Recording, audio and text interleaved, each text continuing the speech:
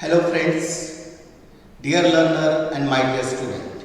First upon I take an opportunity to welcome you on the lecture on ultraviolet visible spectrophotometry. Student, I am Dr. S.R. Lavde, working as Associate Professor in the Department of Chemistry. Student, in previous lecture we discussed different techniques of gravimetric analysis. Gravimetric analysis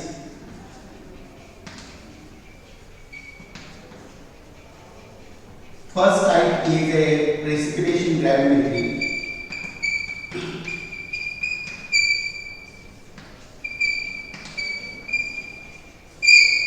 In precipitation gravimetry, the analyte substance is selectively precipitated into a stoichiometric form. After that, the weight of stoichiometric form is taken for quantitative analysis of that substance. Second type is electrogravimetry. In electrogravimetry, analyte is selectively deposited onto the electrode. An increase in weight of the electrode is utilized for quantitative analysis of the analyte. Similarly, we also discussed volatile gravimetry, and that is a thermal methods of analysis. Thermal methods of analysis. In volatile gravimetry, the analyte or a sample is subjected to heat program and loss in weight of the substance is measured for quantitative analysis of sample. Therefore, these are the different gravimetric methods of analysis. But one of the most important drawback of this technique or of this method that have a poor detection limit. Poor detection limit. It determines the analyte up to 10 raised to minus 1 to 10 raised to minus 2 moles per liter. This is the most important drawback of these absolute methods of analysis, and therefore we have to need a instrumental methods of chemical analysis. Student, in today's lecture we discuss a new topic of instrumental methods of analysis that is related with spectrophotometry. That is a ultraviolet and visible spectrophotometry. That is UV visible spectrophotometry.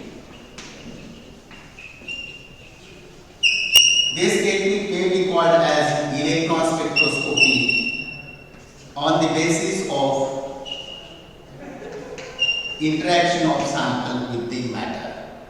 Therefore, in ultraviolet visible spectroscopy, when sample is irradiated with electromagnetic radiation and sample when absorbs electromagnetic radiation, that energy is utilized by the sample for electronic excitation. Therefore, this technique is called as a electron spectroscopy. Similar to electron spectroscopy, it is also called as molecular absorption spectroscopy. Molecular absorption spectroscopy. Because here the concentration of molecules are measured on the basis of absorption of electromagnetic radiation. Therefore, this technique is also called as molecular absorption spectroscopy, and on the basis of instrument used for the analysis, it is also called as colorimetry and spectrophotometry. Colorimetry, that is a term generally used when analysis is performed in visible region, and spectrophotometry, that is a instrument used when we have to carry out measurement in ultraviolet as well as visible regions. Therefore, here based on the mode of interaction, it is called as electron spectroscopy. Based on the type of sample and electromagnetic radiation absorbed, it is called as molecular absorption spectroscopy. The technique is also called as colorimetry or spectrophotometry, where the instrument is as a colorimeter and a spectrophotometer. Dear student, analytic analytical chemistry is a science of determination of composition of material, and it is done by using a method of chemical analysis. Chemical analysis, that is a resolution of sample into its proximate or ultimate part and identification and estimation of each proximate part for determination of composition of the material. Therefore, the chemical analysis can be done by using three important tools of chemical analysis, and first is called as electrochemical methods. Electrochemical methods of analysis are those methods in which electrode system is used for measurement of the electrical property of solution, and electrical property of solution is monitored for identification and estimation of sample. These techniques, particularly the pH metry, potentiometry, conductometry or polarography, these are the electrochemical methods of analysis.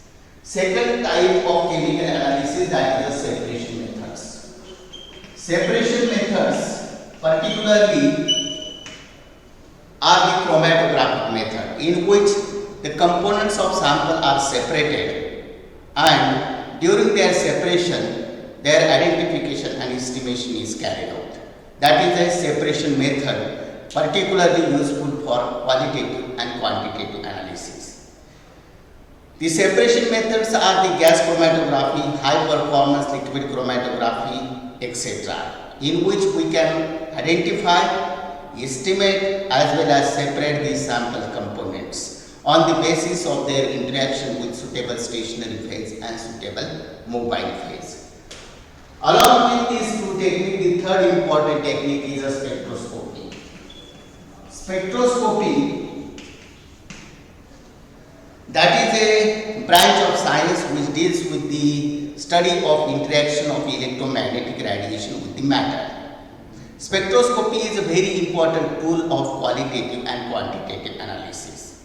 Therefore, in spectroscopic analysis, sample is irradiated with electromagnetic radiation. What is the behavior of sample with the electromagnetic radiation? That tells us what is the material and how much it is. That is a qualitative as well as quantitative analysis is done in a spectroscopic technique.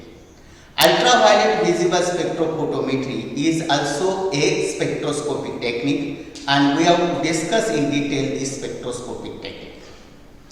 Now, in spectroscopic technique, sample is irradiated with electromagnetic radiation.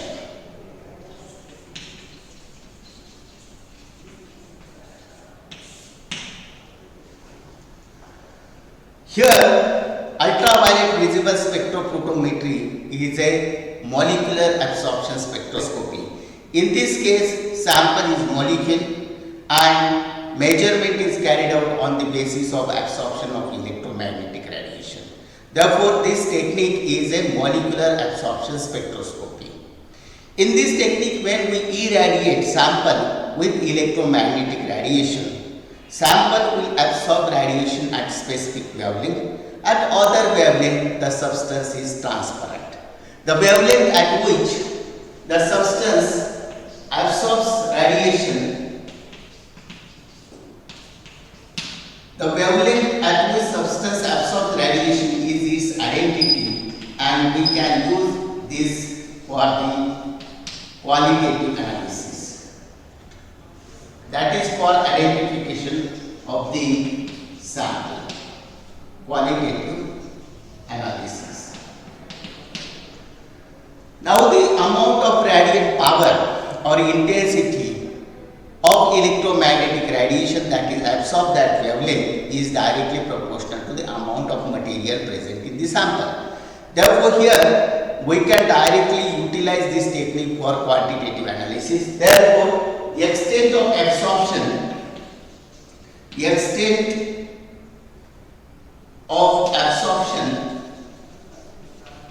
is related with a quantitative analysis. That means here, in spectroscopic technique, two important parameters are measured. Number one is wavelength, which is the identity of the substance, and number two is the intensity of absorption, that is extent of absorption of electromagnetic radiation of that wavelength. These two parameters are measured in absorption spectroscopy. Therefore, absorption spectroscopy can be utilized for determination of molecular species. Then it is called as molecular absorption spectroscopy. When it is utilized for determination of atom, then it is called as atomic absorption spectroscopy. Here we discuss molecular absorption spectroscopy, that is ultraviolet visible spectrophotometry. Dear learners and my dear student, spectroscopy involves the interaction of electromagnetic radiation with the matter. Therefore, first upon we discuss some terminology related with the electromagnetic radiation. Electromagnetic radiation. Light is called as a electromagnetic radiation.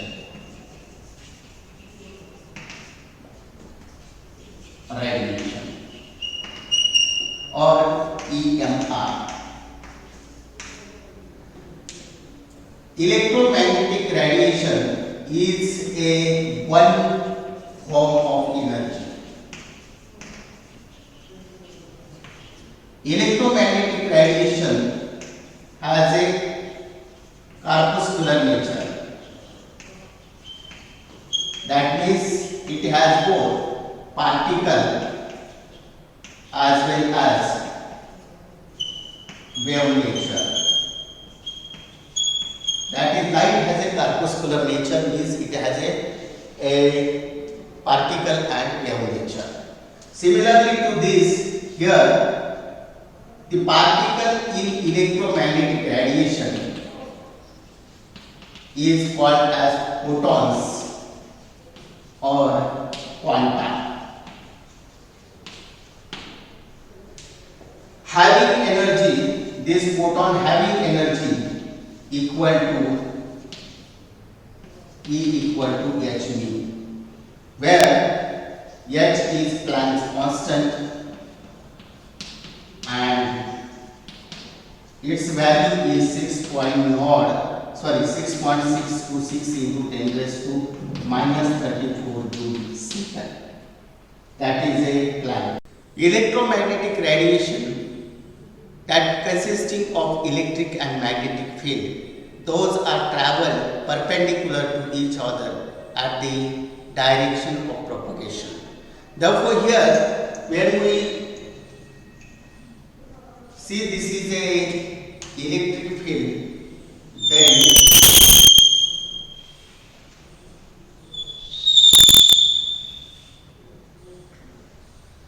this is an electric field. Suppose it is shown by this orange color, and the magnetic field will be travel perpendicular to this. Therefore, this shaded wave is the electric field, or sometime another is which is travel along this perpendicular to this.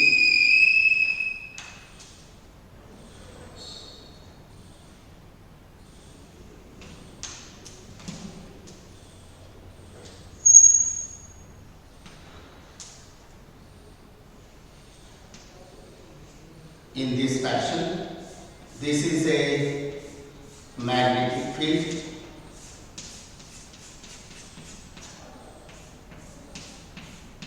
Therefore, electric and magnetic field are traveling perpendicular to each other to the direction of propagation.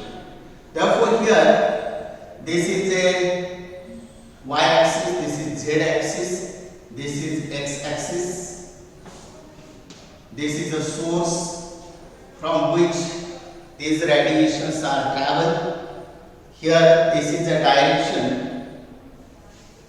direction of propagation. Here, if this is a electric field, then this is a magnetic field, and both are to each other. Therefore, light consisting of electric and magnetic field. Except magnetic resonance imaging spectroscopy and nuclear magnetic resonance spectroscopy technique, all other spectroscopic technique utilizes the electric field from the electromagnetic radiation during the analysis. While magnetic resonance imaging spectroscopy, that is MRI, and nuclear magnetic resonance spectroscopy, NMR, utilizes magnetic field of the electromagnetic radiation for quantitative and qualitative analysis. Students, now we discuss some terminology related with the electromagnetic radiation, and first is wavelength. Wavelength, that is a distance between two successive maxima or minima of the wave. Wavelength. This is a wavelength. This distance is called as wavelength.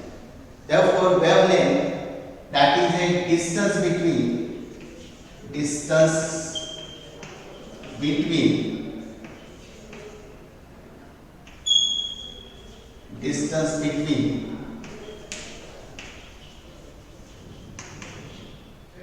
two adjacent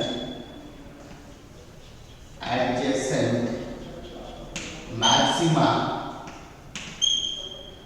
or minima. This distance is called as wavelength. It is denoted by lambda. And lambda is expressed in meter, centimeter, nanometer, then micrometer, and so on, unit, etc. Therefore, unit of the wavelength is in terms of a length, that is meter, centimeter, nanometer, micrometer, and so on, unit like this. Therefore, wavelength, that is a distance between two successive maxima or minima, or distance between two adjacent crests or two adjacent troughs of the wave is called as a wavelength. Second parameter is the velocity. Velocity denoted by small letter v. Velocity, that is a distance traveled by a wave in unit time, that is second. Generally, wavelength is measured in terms of centimeter per second or meter per second. Therefore, wavelength can be measured as a centimeter per second or meter per second. Next parameter of the wave is the wave number. Wave number, that is a mu bar. Wave number is the number of waves passing per unit time, and it is measured, number of waves per unit time, it is measured in centimeter. Mu bar measured in per centimeter, and mu bar is equal to 1 upon lambda, and it is per centimeter.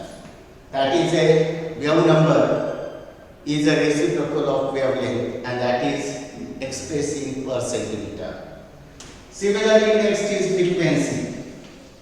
Frequency, it is denoted by letter mu. Frequency, that is a number of waves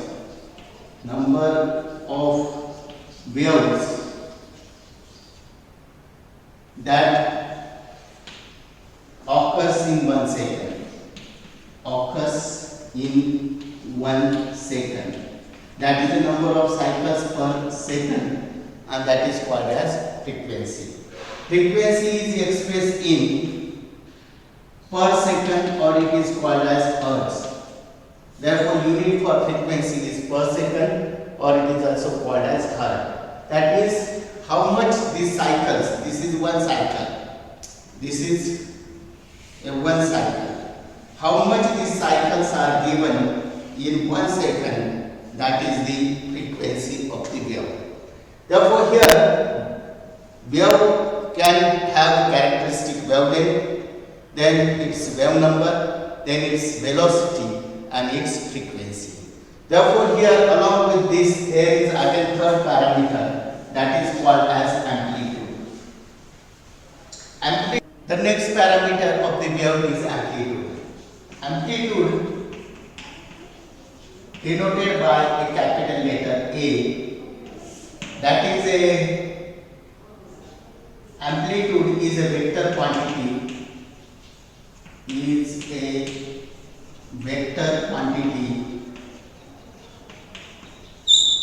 that measures the electrical or magnetic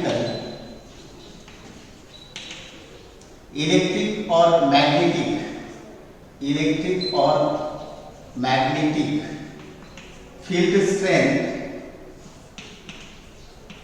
strength of the wave. Therefore, this distance, that is distance from the maximum of the wave to the average point.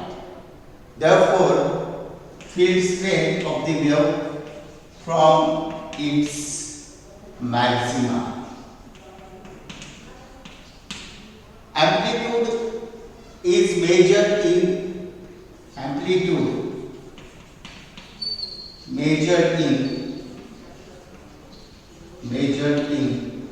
meter or in centimeter. It is a vector quantity, but it can be measured the electric or magnetic field strength of the wave. Therefore, here this is about the terminology used in electromagnetic radiation. We discussed some effect when a wave is traveling from one medium to another medium. What is the effect of this on the wavelength, velocity and frequency of the wave? When a wave is passing from one medium to another medium, the velocity and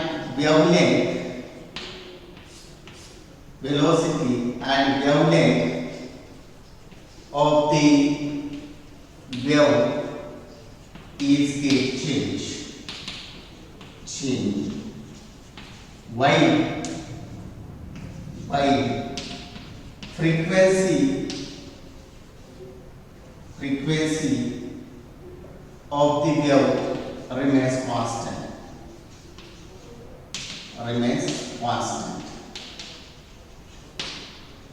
That means here when wave passing from one medium to another medium, definitely the velocity and the wavelength of the wave is get changed, but frequency remains constant. That is the number of cycles per unit time that remains constant. Suppose, for example, a wave is passing from here. This is a air medium. This is water medium. This is again a air medium. Here this is the wavelength, like this. Now this wavelength is get changed in this fashion, and again here light acquire the same wavelength. Therefore, here lambda is equal to, suppose it is 500 nanometer. Here it is 300 nanometer. Lambda gets changed. Again lambda becomes 500 nanometer. We know that velocity of light in air medium is 3.0 into 10 raised to 8 meter per second. V is equal to it changes to 2.26 into 10 raised to 8 meter per second, that is velocity is 8 degrees, and here again here v becomes equal to 3.0 into 10 raised to 8 meter per second. That means here lambda means wavelength and velocity both are get changed when a wave is passing from rare medium to denser medium. Here water is denser medium. But here this medium does not affect the frequency. Frequency of this wave remains constant, 6.0 into 10 raised to 14 hertz. That is the wavelength is 500 at that time. This is the frequency, and frequency of the wave remains constant. That is when wave is traveling from one medium to another medium. Student, we solve some problem based on the calculation of energy, wave number and frequency of the electromagnetic wave.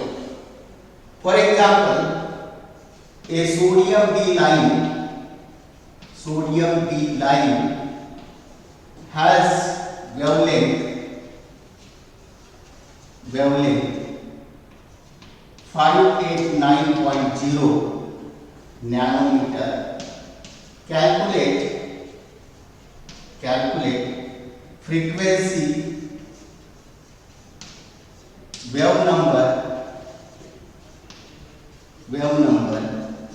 and the energy of the wave. Therefore here sodium D line having a wavelength 589 nanometer, we have to find out its frequency, its wave number and its energy. We know that frequency mu is equal to c upon lambda. C, that is the velocity of light in air medium divided by lambda. 3.0 into 10 raised to 8 divided by 589.0 into 10 raised to minus 9 meter. Here this is meter per second. Then by calculation this value becomes equal to 5.09 into 10 raised to 14 hertz per second. That means here frequency can be determined by this equation. Similarly, wave number is equal to 1 upon lambda, reciprocal of wavelength.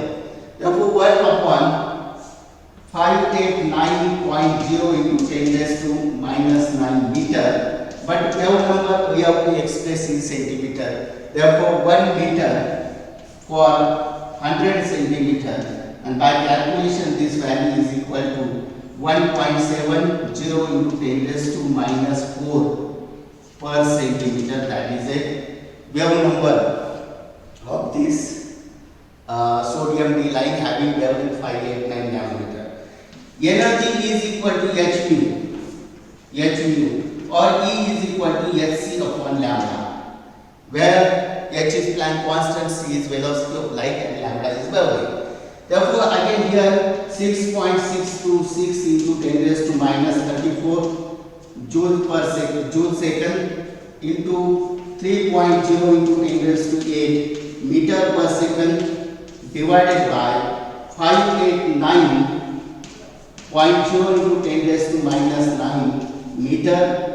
When we calculate this, E is equal to 3.37 into 10 raised to minus 19 joule. This is a energy which is associated with the sodium D line. Student, this is all about the terminology used in electromagnetic radiation. We stop here. Thanks for joining me. Wish you all the best. Keep learning. Happy learning.